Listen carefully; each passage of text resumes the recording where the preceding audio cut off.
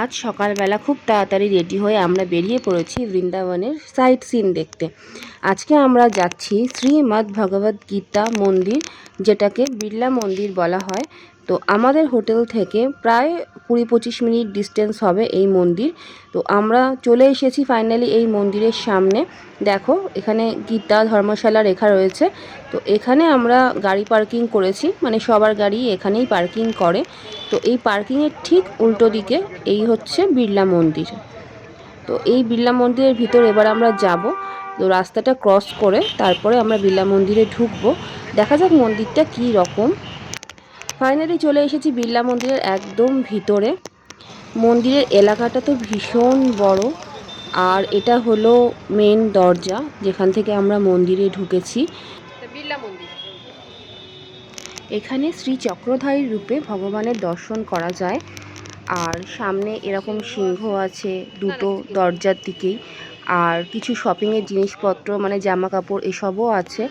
তো আমি চেষ্টা করব যতটা সম্ভব তোমাদেরকে দেখানোর পুরো এলাকাটা, আর মন্দিরের ভিতরেও প্রবেশ করব, আর চেষ্টা করব যে মন্দিরের ভগবানকেও তোমাদেরকে ভালোভাবে দর্শন করাবো।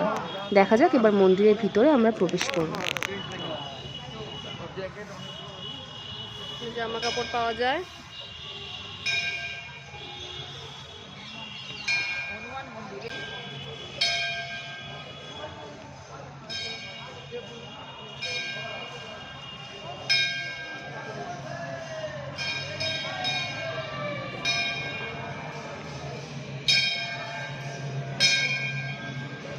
চলে এসেছি একদম মন্দিরের ভিতরে। বিশাল বড় এলাকা জুড়ে এই মন্দিরটা, আর ভিতরে সব সময় ঠাকুরের নাম হচ্ছে। চলো একেবারে এবার তোমাদেরকে ঠাকুরের দর্শন করাবো।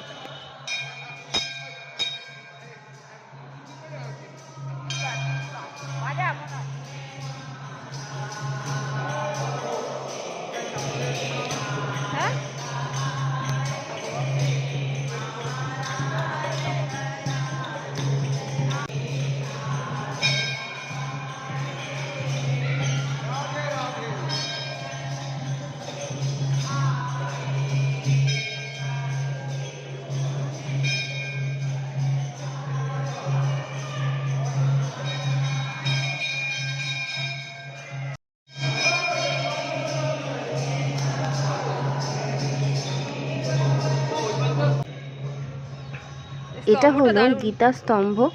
তো এখানে গীতার প্রায় 700টা শ্লোক লেখা রয়েছে, আর এখানে এটাই হলো বিড়লা মন্দিরের প্রধান আকর্ষণ। এরপর আমরা চলে এলাম, ঠিক পাশেই রয়েছে হনুমান মন্দির। সেখানে মানে এটা বিড়লা মন্দিরের মধ্যেই আছে এই হনুমান মন্দির, আর এখানে হনুমানজির মূর্তিটা জাস্ট দারুণ দেখতে। চলো তোমাদেরকে একটু হনুমানজির মূর্তিটা দেখাই।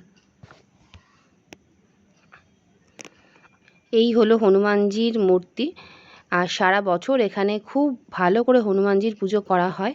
আর এটা হচ্ছে বাইরেটা, যেখানে রয়েছে একটা বিশাল বড় রথ, সামনে ঘোড়া রয়েছে। এখানে দেখার মতো প্রচুর জিনিস রয়েছে। চলো তাহলে আমরা যাই সেকেন্ড ডেস্টিনেশনে। তবে ভিডিওগুলো ভালো লাগলে একটা লাইক কিন্তু করে দিও, আর পেজটা কিন্তু ফলো করে দিও।